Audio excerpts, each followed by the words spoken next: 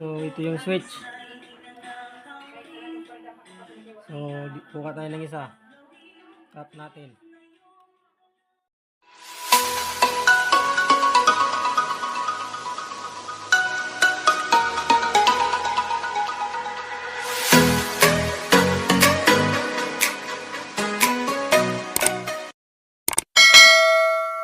Yo, mga idol. So, may trabaho tayo ngayon. Magbibisig house wiring tayo. So, ginagawa itong tawag nito, ang bahay. So, ililipat natin yung breaker dito mga idol sa loob. So, sana tayo mayari ng bahay. So, simulan natin.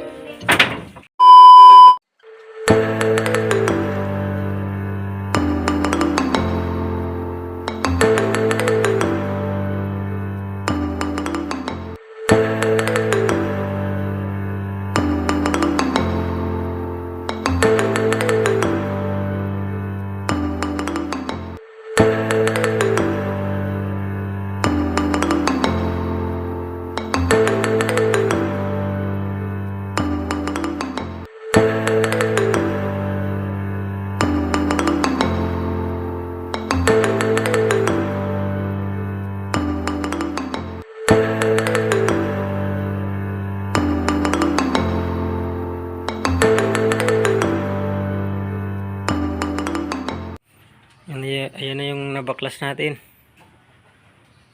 So, operation paklas. Rewiring to mga idol. Ito na yung gamit. Staple tsaka optical tape. Mamaya na yan. Baklas muna. So, dito naman tayo sa loob magbabaklas. So, yun naman. Dalawang kwarto saka isang sala. So, pati yan mga idol, ang service entrance. Ilipat din yan. So, tara. A few moments later. So, dito naman tayo magbabakla sa loob. I-rewiring natin ito mga idol. Yan.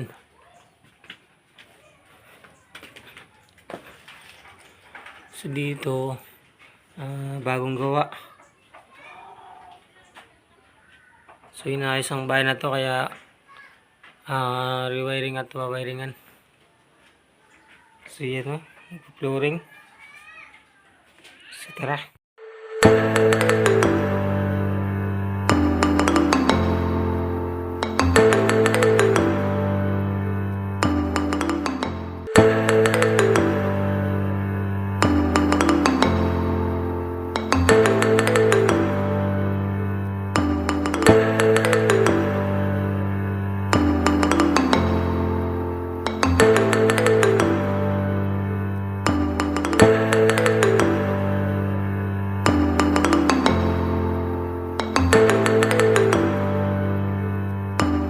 A few moments later. Yung mga idol, may backup tayo. Backup labor. Si Hotel Joshua. So, balik trabaho tayo. Yun na, ang operation baklas. May wiring. Wiring time na tayo mga idol. So, napisto ko na dyan yung breaker. So, ipipisto ko na din yung outlet, switch, at saka yung linya papuntang kabilang kwarto. So, tara mga idol. So, nalagay ko na po mga idol ang outlet. Tsaka po ang isusunod ko ay ang linya sa breaker papuntang kabilang kwarto. Tsaka yung sa switch, tsaka ilaw naman po ang ilalagay natin. 2,000 years later. Pa-snack ang ating tag dito mayari. Oh. Yun, tapos na natin dito wiring, outlet, switch, tsaka ilaw. So, dito yung ating tension box. Ang gagawin ko na po mga idol ay mag-splicing na po tayo sa junction box. So, sundan nyo lang po mga idol para marunong na kayo mag-splice sa junction box kung paano wiring ng switch, ilaw, tsaka yung linya sa breaker. So, ganito mga idol. Hanapin nyo lang ang dalawang linya na galing sa breaker. Then, after that, hanapin nyo din yung dalawang linya sa papuntang ilaw. Then, ikabit nyo yung isang linya sa ilaw sa isang linya din sa breaker. Then, tap nyo mga idol. So, sundan nyo lang ako mga idol para magka-idea kayo at malaman nyo ang tamang pag-tap sa junction box.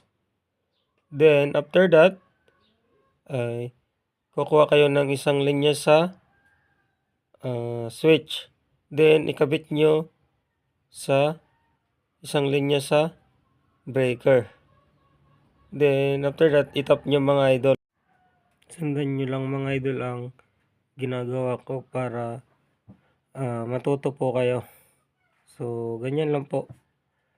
Pag nahanap nyo na yung isang linya ng switch, ikabit nyo sa isang linya ng breaker. Then, ang sunod po, ang hawak po dyan ay ang linya ng outlet. So, kukuha ka ng isang linya sa outlet, tsaka ikabit mo sa isang linya ng breaker. Then, itap nyo mga idol. So, ganyan lang po mga idol. Sundan nyo lang para madali kayong matuto sa pag-splice sa junction box. Then, after that, yung isang linya na natira sa outlet ay ikabit nyo din sa isang linya sa breaker. So, ganun lang mga idol. Then, tap nyo lang mga idol. Yan lang po. Then, di ba, may isang natirang linya sa switch, saka may isang linyang natira sa ilaw. So, itap nyo lang yan mga idol. So, yan po ang magsisilbing control niya para tawag nito, makontrol ng switch yung ilaw. So, itap nyo mga idol. So, ganyan lang mga idol. Tatlong splicing lang yung tawag nito, ang ginagawa natin. So, kasi isang ilaw, isang switch, tawag nito, isang outlet, then yung linya sa galing breaker. So, ganun ninyo yan mga idol para tawag nito matibay. Pilipit nyo ng maayos mga idol para hindi siya mahuslo. So, ganun lang mga idol.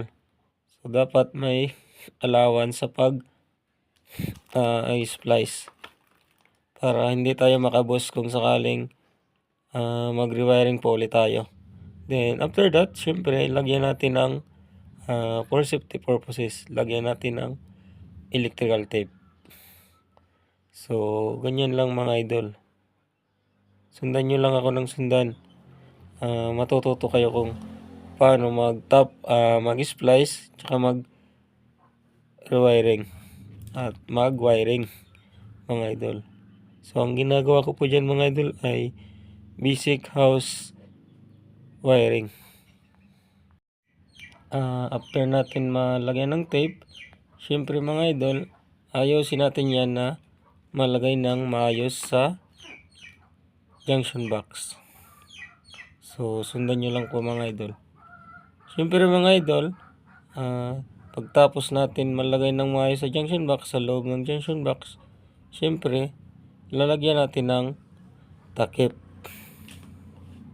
So, ganyan lang mga idol. Sundan nyo lang ako. Madali lang yan mga idol, basta panoorin nyo lang ang video ko hanggang matapos. So, ganun lang po mga idol. Yan. Yan na po yung takip. So mga idol, ang junction box pala na yan ay tawag nito, may nakauslot na nabali na thread. So, gagawin ko dyan, yung isa na lang yung lalagyan ko ng thread, tsaka titipang ko mga idol para tawag nito, maano siya, hindi matanggal yung takip. So yan mga idol, tinitip ko na po siya. Tinatakpan po natin yung ating junction box.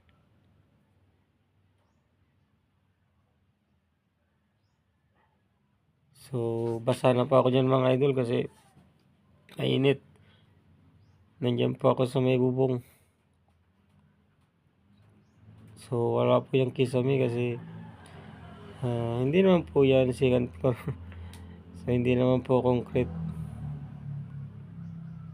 So, ganyan lang mga idol para matakpan natin ang junction box kung hindi na malagyan ng thread.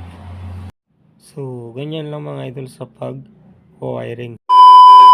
So, yun mga idol, goods na dito sa kusina ba to? Sala. Yan.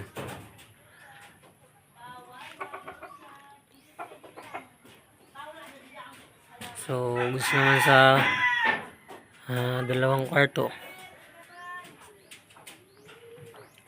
So, ang gagawin naman, ang next na gagawin ay dito naman sa breaker, yung sa service entrance.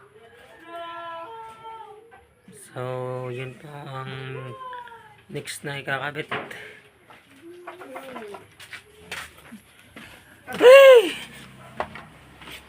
Yun.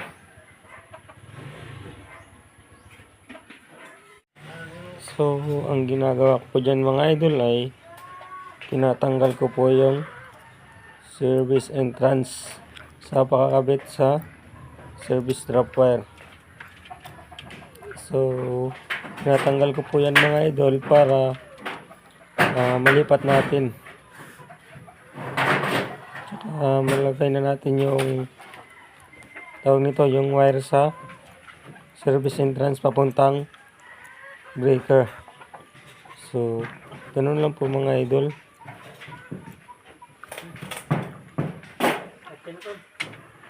Mayroong traffic enforcer. Uging for short. Saludo na idol. Saludo. Isa. Idol talaga, magaling na mag wiring. Saludo idol, otro. Shy. 2,000 years later. So, yun mga idol, sobrang haggard natin. So, tapos na natin ang ating trabaho. So, ang basic house wiring. So, yun si Utol. Pagod. So, yun mga idol, madilim na dito. So, hindi natin ma-try kasi burnout dito mga idol. So, mga 2 months pa siguro to kasi sa bagyong upong.